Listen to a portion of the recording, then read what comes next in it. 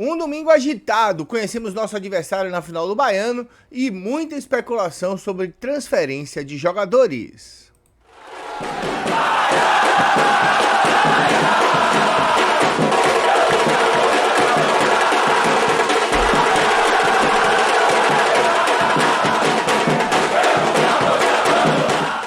Fala galera do YouTube, beleza? Eu sou o João e esse é o canal João Bahia, chegando aqui na sua segunda para o primeiro vídeo do dia. Talvez a gente tenha mais vídeos hoje, é provável, não sei, estamos analisando aí o contexto do mercado. Mas eu peço que você, por favor, já deixando aquele likezinho maneiro, se inscrevendo, compartilhando, ativando o sininho, não perdendo nada que vai acontecer aqui no canal nos próximos dias e nas próximas horas.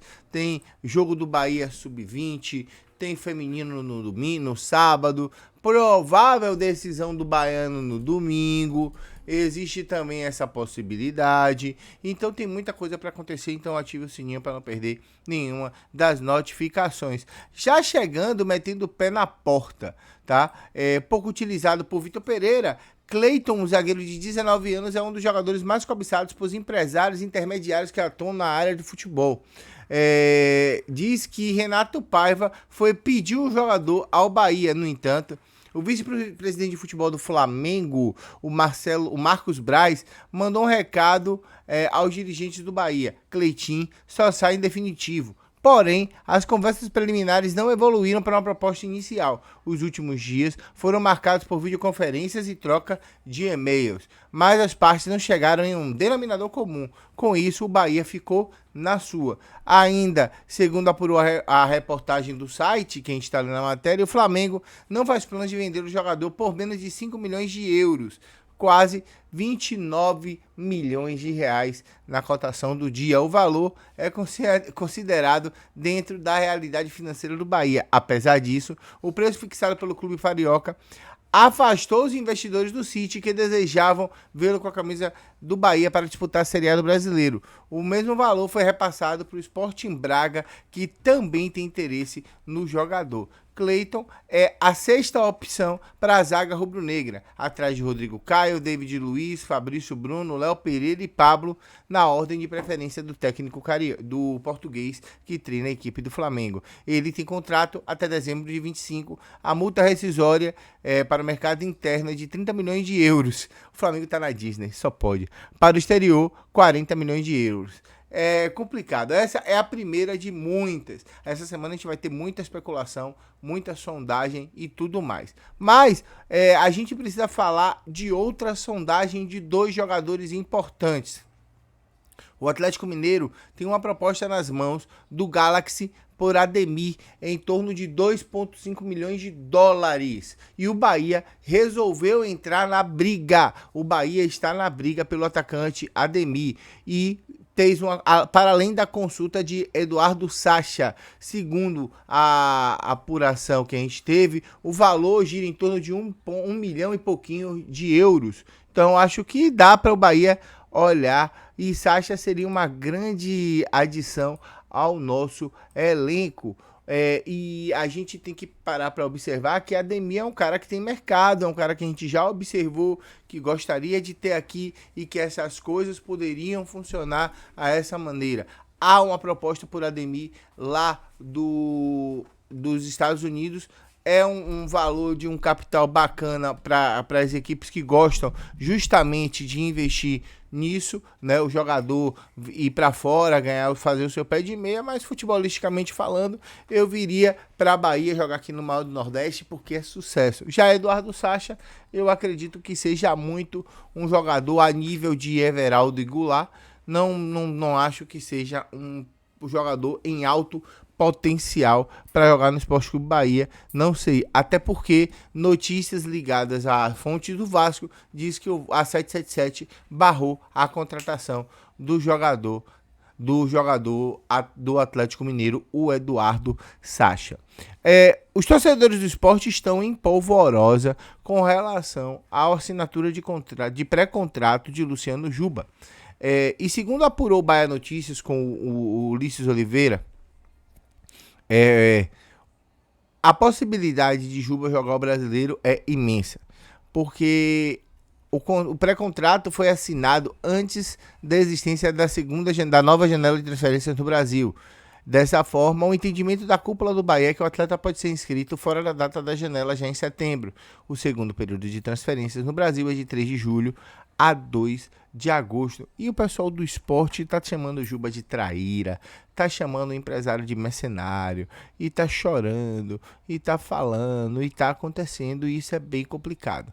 Mesmo tudo em Recife dizendo não, o GE manteve a informação e tudo que a gente pesquisa na internet sobre Juba data ele no Esporte Clube Bahia, e isso termina sendo fantástico, porque assim, eu acredito muito na existência de um pré-contrato, sim, porque é uma manobra muito corriqueira no futebol. As equipes olharem jogadores que têm um nível assertivo e trazerem para fazer um pré-contrato. Juba já demonstrou várias vezes o desejo de jogar uma Série A e irá jogar uma Série A pelo Bahia. E queria ter uma valorização no esporte, e isso não aconteceu.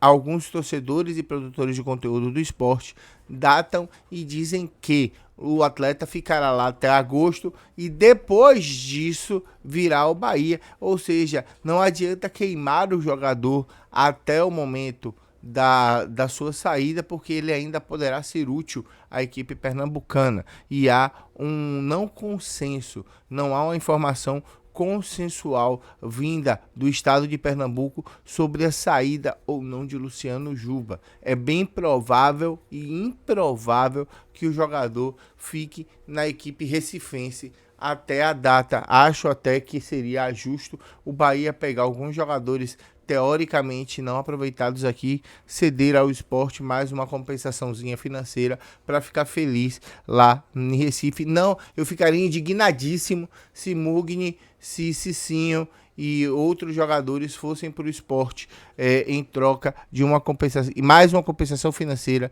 para a chegada do Luciano Juba lá aqui em Salvador, logo para ontem.